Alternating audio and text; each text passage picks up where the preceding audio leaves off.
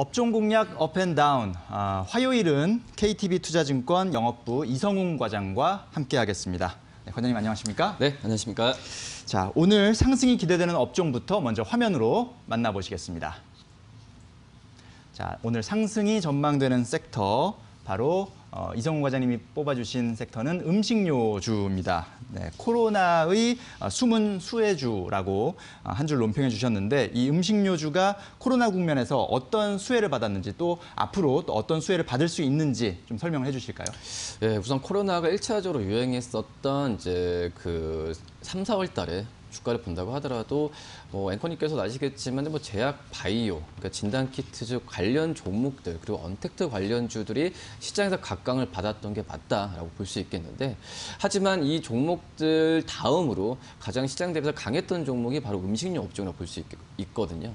그래서 1차적으로 봤을 때도 이 음식료 업종에 대한 부분에 있어서는 역시 간편식에 대한 어떤 코로나로 인한 어떤 그 집밥 수요가 늘었기 때문에 이런 HMR 어떻게 보면은 이 간편식에 대한 시장에서의 관심이 굉장히 높았다라고 볼 수 있겠고 하지만 이제 2차 유행이 이제 미국 같은 경우에도 거의 확정식으로 가면서 이 경제 봉쇄 조치를 다시 한번 하는 현재 시기에서는 이 음식료 특히 이제 그 식품주 안에서의 좀 관심을 가져야 되는 게 맞지 않을까 이렇게 판단이 됩니다. 그래서 이번 달 초까지만 하더라도 미국에서 확진자 수가 일평균으로 봤을 때도 10,000명이었는데 지금 현재 4만 명 이상 증가한 시기라고 좀 볼 수 있겠고요. 그렇기 때문에 이 코로나에 대한 2차 팬데믹에 대한 부분은 기정사실로 지금 가고 있는 현재 상황이다라고 좀 볼 수 있겠고 그러기 때문에 이 관련주들의 좀 제약바이오 또 언택트 이 식품료 종목들을 다시 한번 시장에 관심을 갖고 있는데 하지만 여기 안에서도 이 음식료 같은 경우에는 2분기 실적에 대한 펀더멘털까지 갖춰주는 업종이 바로 이제 식품주지 않을까 이렇게 좀 판단이 되고 있고요.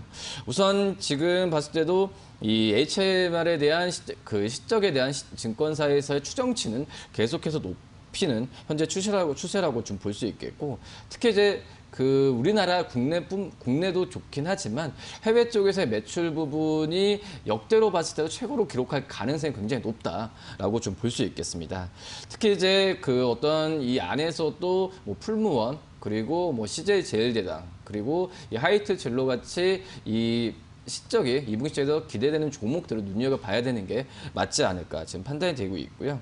특히 이제 CJ 제일제당 같은 경우에는 이 미국 시장의 지배력이 확대가 되면서 이 음식료 안에서는 대장주이기도 하지만은 우선 주가에 대한 재평가를 받고 있는 현재 시기다라고 좀 볼 수 있겠고 그 다음에 좀 이제 여름이니까 많이 더워지잖아요. 네. 그러면서 이 음료에 대한 시장에서의 수요가 점점 높아지고 있는데 이 하이트 진로 같은 이 음료에 대한 기업들도 좀 관심 있게 봐야 되지 않을까 지금 판단이 됩니다.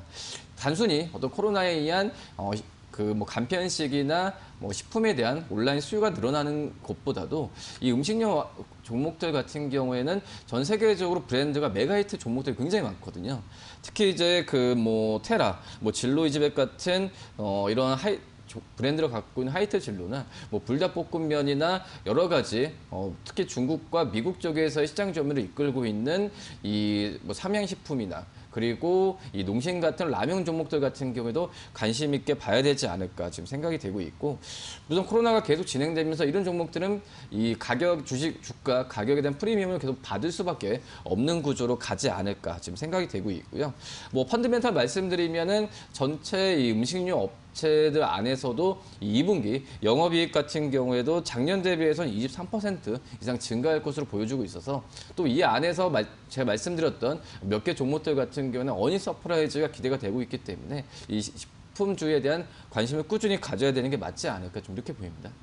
네, 그렇군요. 코로나 국면에서 역시 제일 앞에서 스포트라이트를 받았던 게 비대면 관련주, 또 제약 바이오주였지만 그 뒤에서 숨은 수혜주로 역시 음식료주도 있었다라는 말씀. 그리고 이게 역시 실제 실적으로 지금 증명이 되고 있고 또 2분기 실적 전망도 상당히 좋기 때문에 이런 것들이 실적으로 증명이 되고 있는 그런 상황이고 또 이제 더운 날씨, 여름이 이제 본격화되면서 더 기대되는 측면도 있다라는 말씀이었습니다.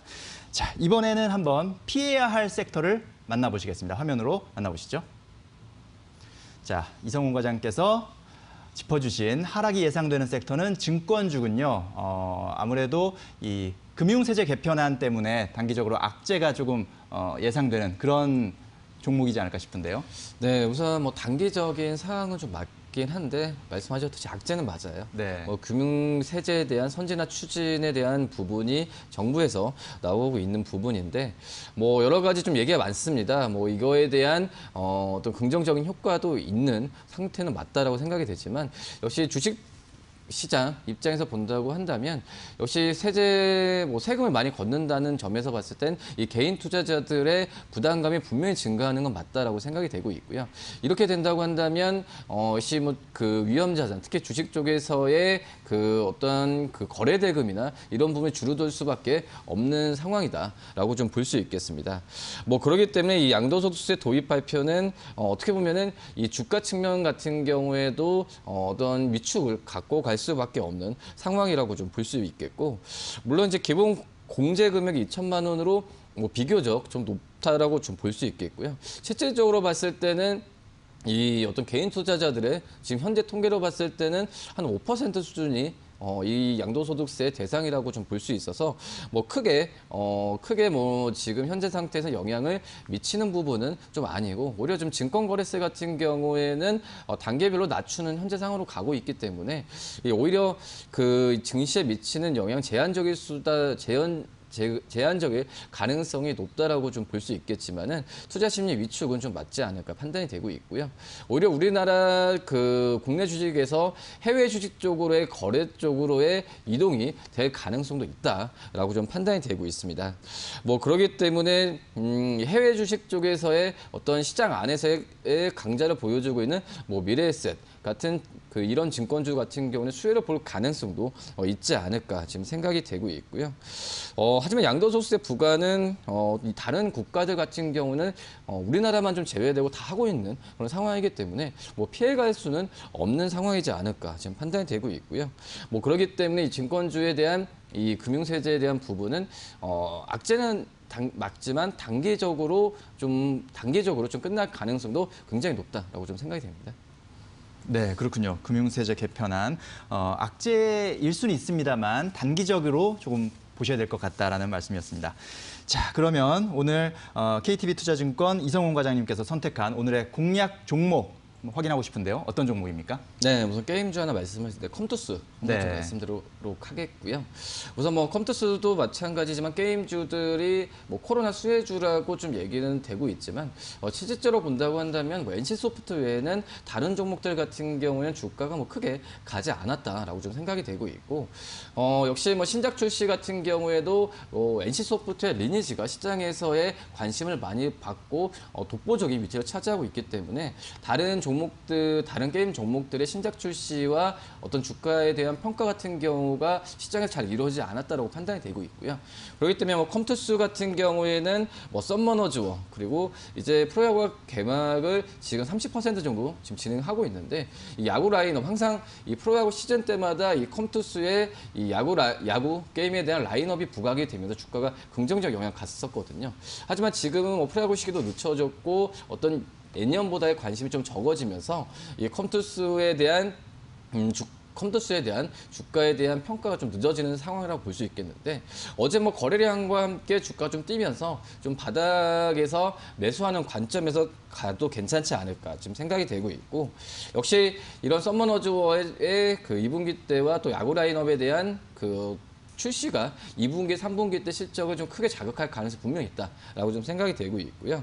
이 2분기 영업이익 한 376억 정도로 뭐 작년 대비 16%, 1분기 대비해서 58% 정도 시장에서 높게 좀 추정을 하고 있다라고 좀 볼 수 있겠고요. 우선 그 전에 어떤 그 컴투스의 2분기 때 항상 역사적 봤을 때 이 재무상의 그 문제였었던 이 마케팅비 같은 경우에도 약간의 좀 증가는 예상이 되지만 예상했던 것보다는 크게 마케팅비가 떨어지는 상황으로 가고 있기 때문에 이런 2분기의 호실적에 대한 기대감을 가져가도 괜찮지 않을까 좀 생각이 되고 있습니다. 특히 이제 뭐 2, 3분기보다는 4분기 때 어떤 썸머너즈워 100년 전쟁 그리고 썸머너즈워 크로니컬 같은 부분이 신작이 나오는 부분이기 때문에 오히려 2부, 3분기보다는 4분기 이후에 어떤 실적에 대한 기대감을 좀 갖고 와도 괜찮지 않을까 이렇게 판단이 됩니다. 네, 가격 전략 한번 살펴주시죠. 우선 1차적으로는 12만 원 목표가를 말씀드릴 텐데 증권사는 평균적으로 14만 원을 지금 제시하고 있는 상태거든요. 예. 뭐 14만 원 목표 주가를 증권사에 제시했을 때 14만 원까지 가진 않잖아요. 근데 하지만 1차적으로 12만 원 정도로 좀 말씀을 드리도록 하겠고, 뭐 12만 원을 돌파했을 때 차익 실현을 해야 된다는 것보다도 오히려 12만 원 간다는 부분은 주가에 대한 부분이 탄탄하다는 부분이기 때문에 12만 원 돌파했을 때 추가적인 매수 관점도 해도 괜찮지 않을까 판단되고, 손절가는 9만 원 말씀드리도록 하겠습니다. 네, 그렇군요. 자, 코로나의 숨은 수혜주, 음식료주를 주목하시고요. 증권주는 살짝 거리를 두고 지켜볼 필요가 있겠습니다. 그리고 오늘의 공략 종목 컴투스까지 살펴봤습니다. 자, 저희가 전해드리는 투자 정보는 잘 활용하시고요. 투자에 대한 판단은 시청자 여러분의 몫이라는 점 다시 한번 말씀드립니다. 자, KTB 투자증권 이성훈 과장님 오늘 말씀 잘 들었습니다. 감사합니다. 네, 감사합니다.